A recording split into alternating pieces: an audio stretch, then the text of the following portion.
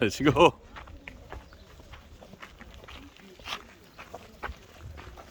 Oh, stig. Ganda.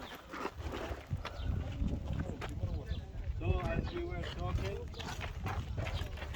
this is the middle class people. You can see the top side is smaller. Uh-huh. Left side over there, this is a Aneshu Tours. It's another trail that you climb the bridge and you go up to the mountain to see the amphitheater from top view. Aneshu, it's one of the rarest tombs in Safita that we found writing inside. What the writing says, Akh Shakila, not Shakira. Shakila. Shakila, she was a queen of the Nabatean people at some point. So Akh means two things in the Nabatean language. In Arabic, Akh or Akhi, it means a brother. In the Nabatean language, Yeah, it means Akhi. also a brother, or it means the prime minister. So at some point, this Aneshu, he was the prime minister, or he was the brother, or he was both. We don't know. But since he's like a really important person, he has his house or his tomb, like a castle, and he has an amazing view for the amphitheater from the top over there. When you have time, like you have to come back to Petra again, We need to go up. you have to go up for the royal tombs and for Anisha. This steps or this stairs take you to the high place of sacrifice, which is an amazing view from the top of all the trees.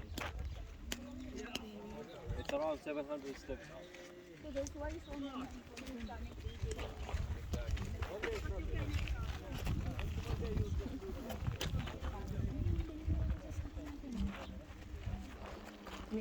May yogurt. Ivan. Let's go.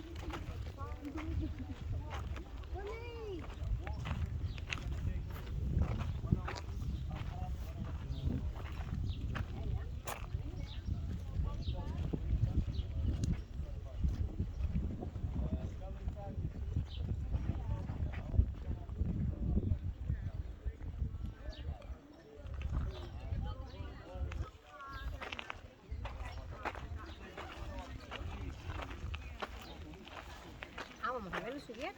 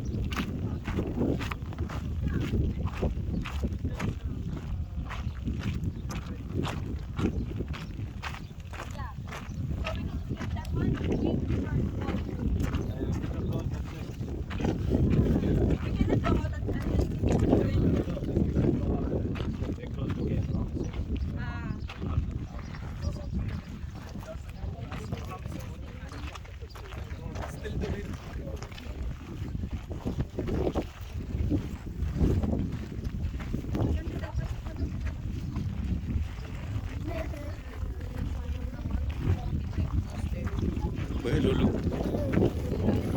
Padulo. Tayo. Tayo.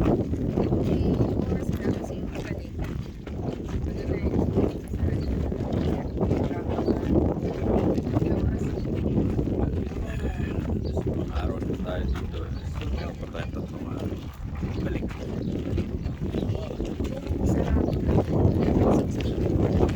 Kaya nga. Ngayon, you learned your lesson nga. Pwede naman bumalik bukas. Ano palang balak bukas?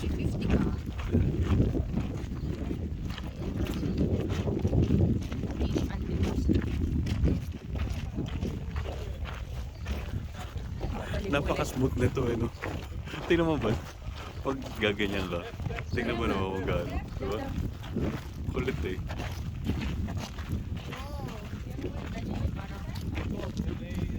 Gumigilid ka ng ganun eh, okay lang eh. No? Oh. We are now walking towards the amphitheater. Ooh. Yes, do you know like this amphitheater, how many people can fit inside this one? Aha. 1,000? Maybe about 100.